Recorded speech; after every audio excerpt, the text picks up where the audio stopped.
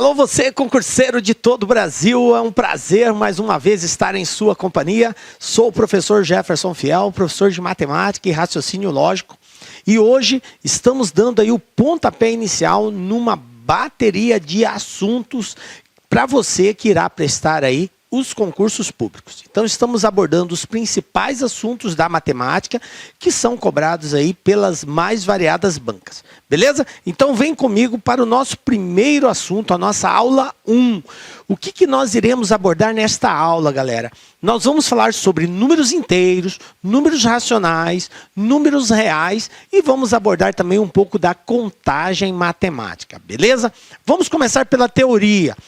Primeiro, a gente precisa entender o que é um número inteiro, o que é um número racional, o que é um número real. Aí você pergunta para mim, professor, mas por que eu preciso ficar perdendo tempo nisso? Porque veja bem, gente, existem problemas matemáticos que são específicos a um determinado conjunto. Então, se aquele exercício, se aquele problema, ele especificar em qual conjunto ele quer que você dê a resposta, então você precisa ter esse conhecimento. Tranquilo? Então, na aula de hoje, nós vamos falar aí sobre os conjuntos, né? E iremos abordar exercícios aí. Vamos, então, para o primeiro assunto, números inteiros. O que são números inteiros? Já é do seu conhecimento, né? Números inteiros, 1, 2, 3, 4, 5, são todos os números que não apresentam a parte decimal, só tem a parte inteira. E o interessante do número inteiro, né, representado pela letra Z, não esqueça isso, tá, galera? Ó, letra Z, também aparece assim, ó, letra Z, conjunto dos números inteiros. São todos os positivos e os negativos. Então aqui nós temos dois infinitos, o infinito positivo, 1, 2, 3, 4, 5, vai para o infinito positivo. E nós temos também o infinito negativo. Menos 1, menos 2, menos 3. E vai lá para o infinito negativo. Beleza? Existem outras representações, professor, do conjunto Z? Existe. Nós podemos representá-lo através de alguns subconjuntos. O que seriam esses subconjuntos? Por exemplo, eu posso representar o conjunto Z sem o zero. O zero faz parte do conjunto dos números inteiros, mas ele pode estar ausente? Pode, desde que eu indique com um asterisco. Então, quando eu colocar esse camarada aqui, ó, tá ligado aqui, gente? Ó, Z+, isso aqui quer dizer, Z com asterisco, quer dizer que o zero não entra. Observa que do menos 1 já pulou para o 1 aqui, ó, sem o zero, ok? A outra forma seria os inteiros não negativos. O que são os inteiros não negativos? São os inteiros positivos. Ou seja, começa a partir do zero e vai para o infinito positivo. Por que entrou o zero? Porque não tem um asterisco, ok? E o conjunto dos números inteiros não positivos, que seriam os negativos, vem do infinito negativo e também culmina no zero, ok? Beleza, professor. Continuando então. Agora vamos falar sobre os racionais. Quem são os números racionais? Os racionais são inteiros? São. Todos os números inteiros, eles também são racionais. Mas nós, tecnicamente, dizemos assim, que número racional é todo número que pode ser representado na forma A sobre B. Ou seja, tá? A dividido por B, em forma de fração, gente. Então, todo número que pode ser escrito numa fração A dividido por B, ou seja, onde A e B são números inteiros, todo número que pode ser escrito nessa forma, então ele é um número racional. É claro que existem outros números racionais além desses. Nós dizemos também que todos os decimais finitos, tá, são números racionais. O que é um decimal finito, professor? Decimal finito, vou pegar uma tela em branco aqui. Decimal é o número que é representado por vírgula. Por exemplo, 3,45. Então eu tenho aqui, ó, o 3 é a minha parte inteira, ok? E o que está após a vírgula, aqui no caso 45, isso aqui é a minha parte decimal. Então o número é escrito da forma decimal quando aparece a vírgula, beleza? Bom, decimal finito quer dizer que existe uma quantidade após a vírgula limitada de valores. Então, nesse caso aqui é 45, acabou.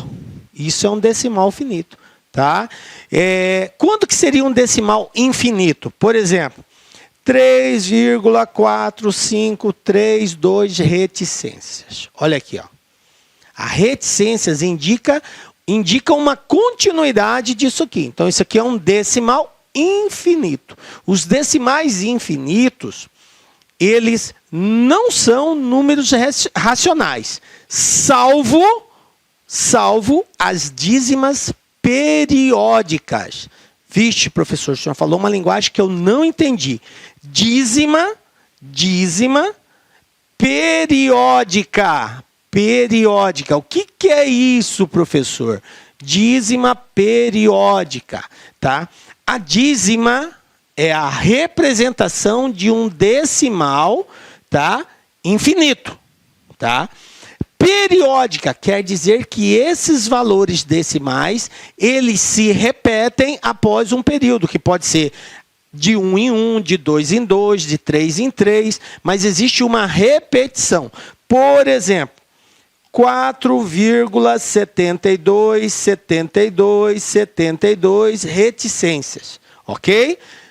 Isso aqui é uma dízima periódica. Por quê? Porque após a vírgula é um decimal infinito que repete a cada 2 valores. Tranquilo? Entendido o que seria uma dízima periódica? É isso. Agora, a dízima também pode ser não periódica. Quando que ela é não periódica, professor? Quando são números infinitos após a vírgula, porém, eles não se repetem. Que seria esse caso que eu dei exemplo aqui, ó. Isso aqui é não periódica, beleza? Então, as dízimas não periódicas, elas não pertencem ao conjunto dos números racionais. Somente as periódicas e os decimais finitos. Maravilha? Além de todos os números inteiros também. Maravilha, professor. Já lembrei o que são números racionais. Então, vamos lá, voltando aqui na nossa tela. Então, nós temos aqui o seguinte. Alguns exemplos de números racionais, né?